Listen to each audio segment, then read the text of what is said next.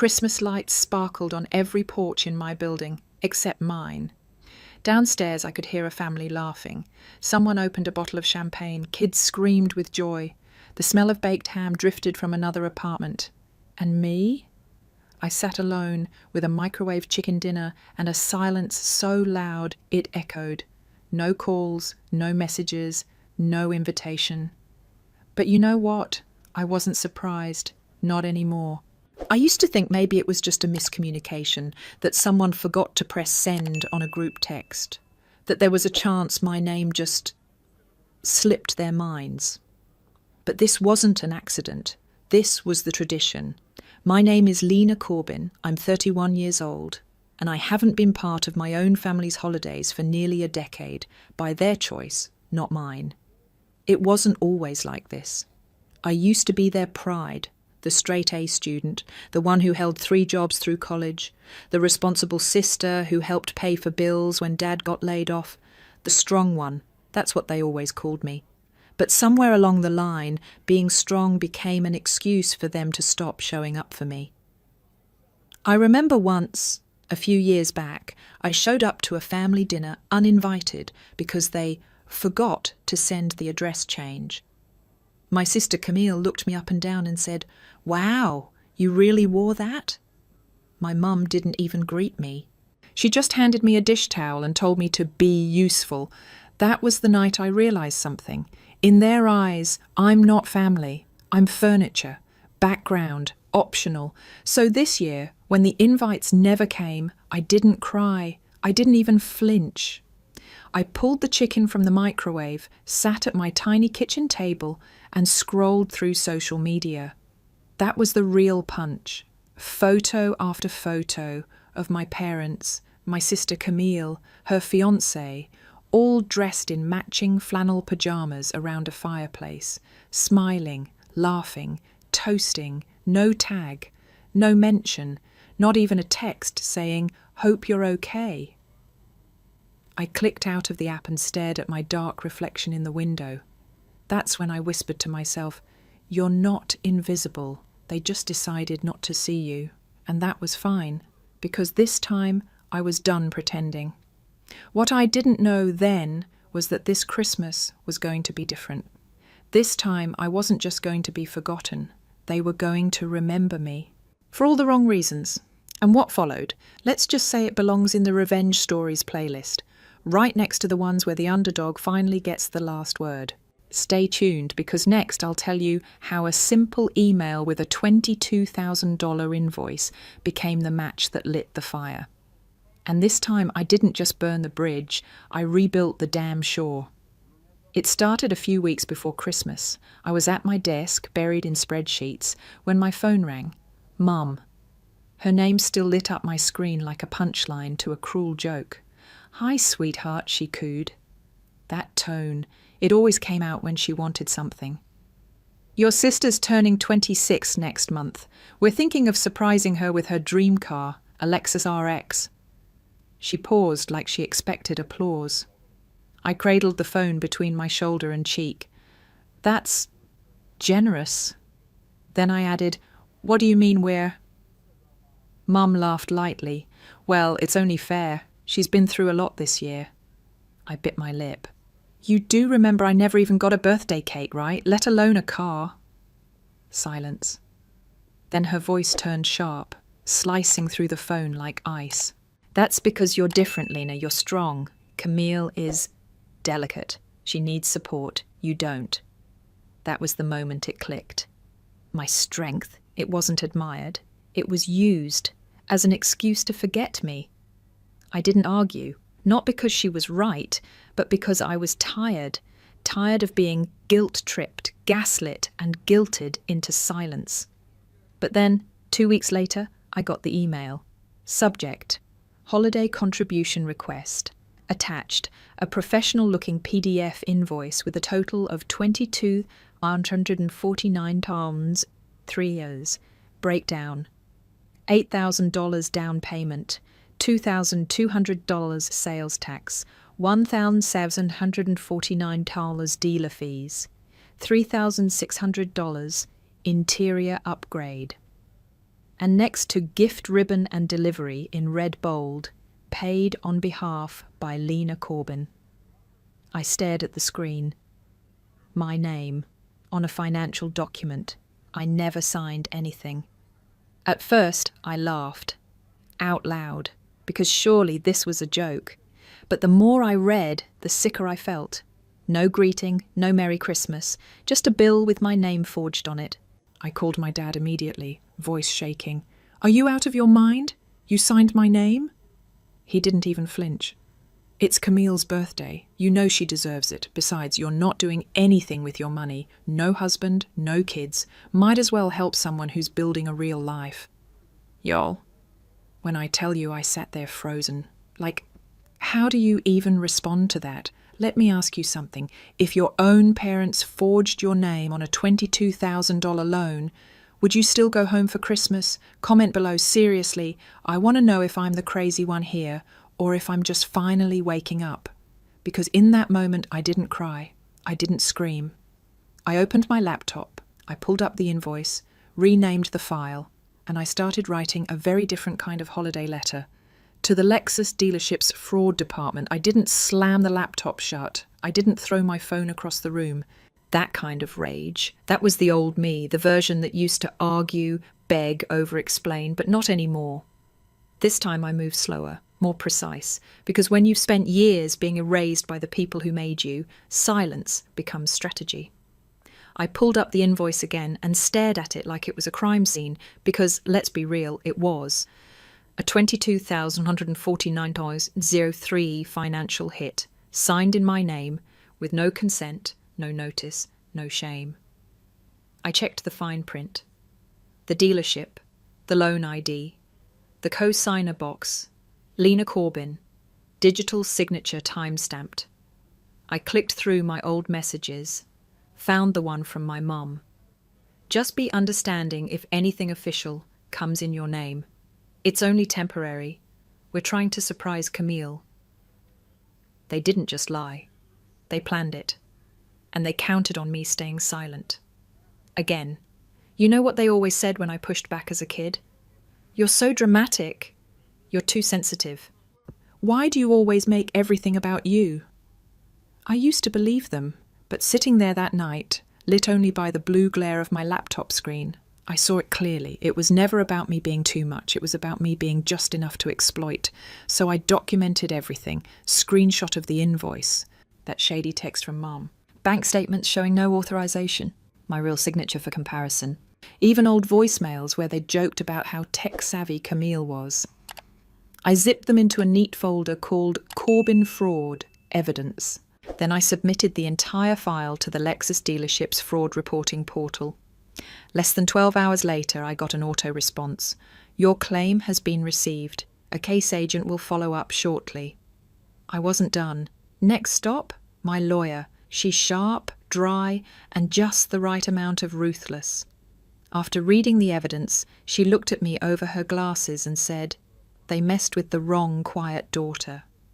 We filed a report for identity theft and initiated a formal claim to freeze any activity related to my credit. She also added a cherry on top. "We'll loop in the IRS just in case they've been using your name for more than cars."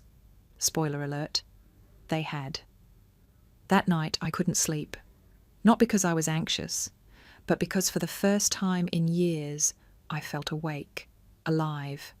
Like I'd finally stepped out of the role I was assigned, the strong one, and into the woman I'd actually become.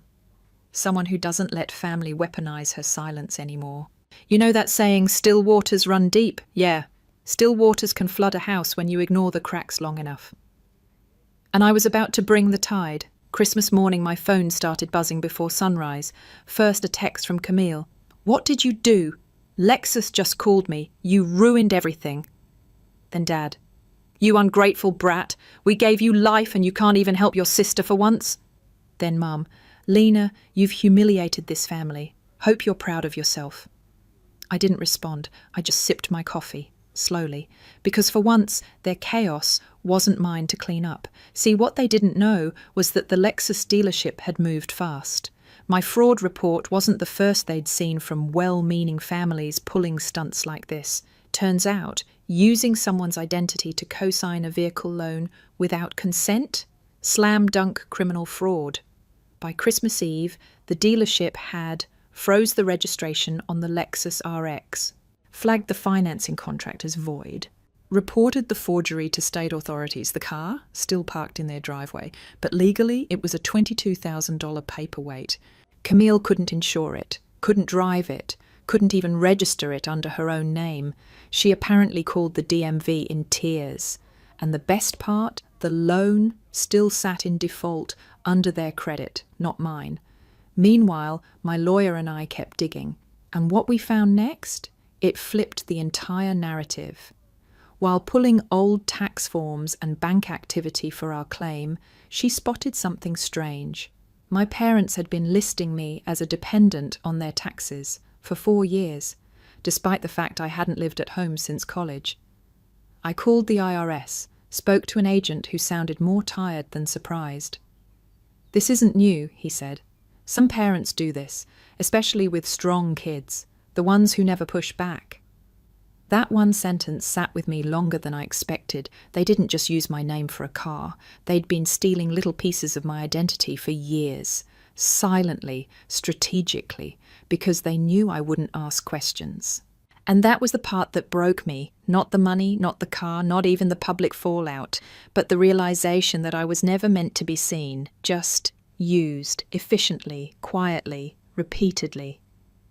I kept remembering Mom's words from that call. "Camille needs support, you're strong, you don't need things." But you know what?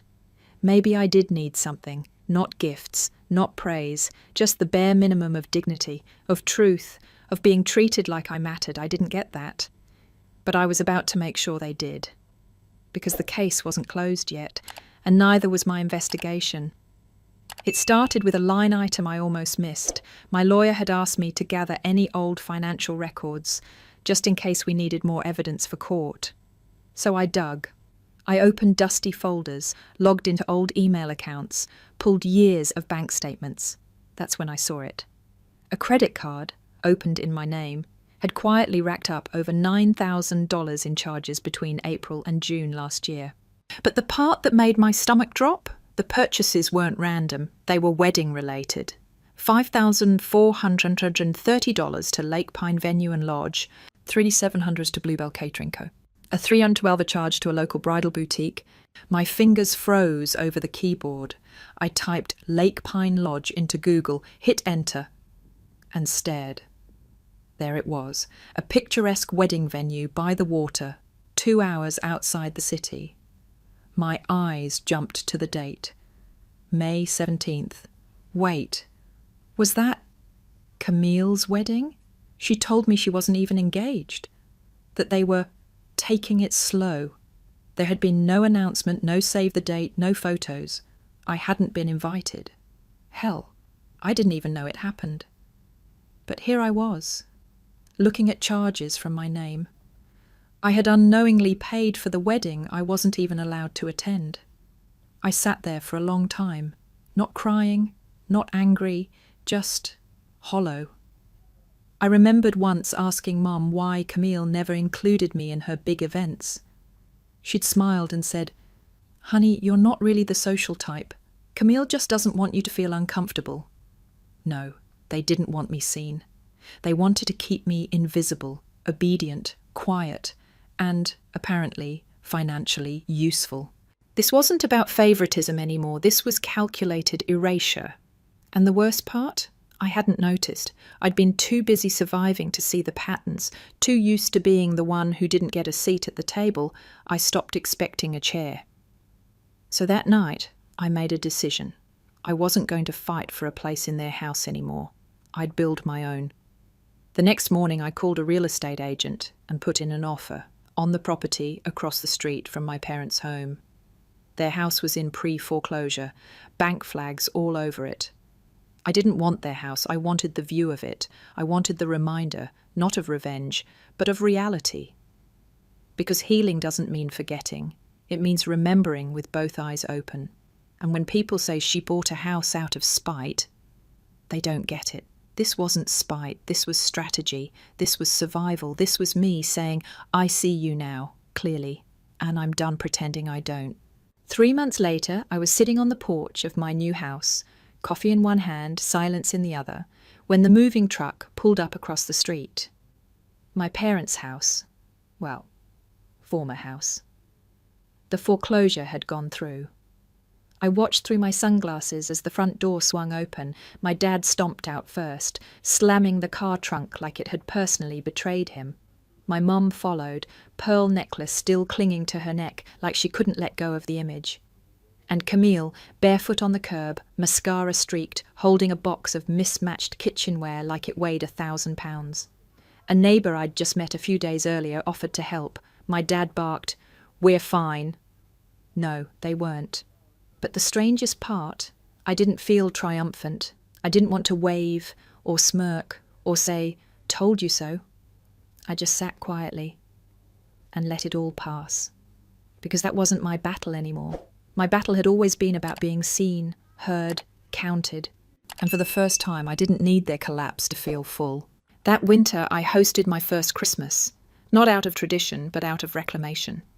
My tree wasn't tall, the gifts were wrapped in newspaper, the music was off-key, and the gingerbread cookies were a disaster. But my guests, they were everything. Friends, neighbours, people who knew what it felt like to be left out, overlooked, forgotten, but still here. We laughed, we danced barefoot in the kitchen. Someone cried, and no one looked away. It wasn't perfect. But for the first time it was real. A week later, a letter arrived. No return address, but the handwriting was unmistakable, my mother's cursive. The same loops and swirls I used to copy as a little girl. "You were always too proud. Family means forgiveness. You humiliated us. You could have handled this differently." No apology, just guilt, wrapped in old perfume and entitlement. I folded the letter in half, walked to the backyard, and dropped it into the fire pit.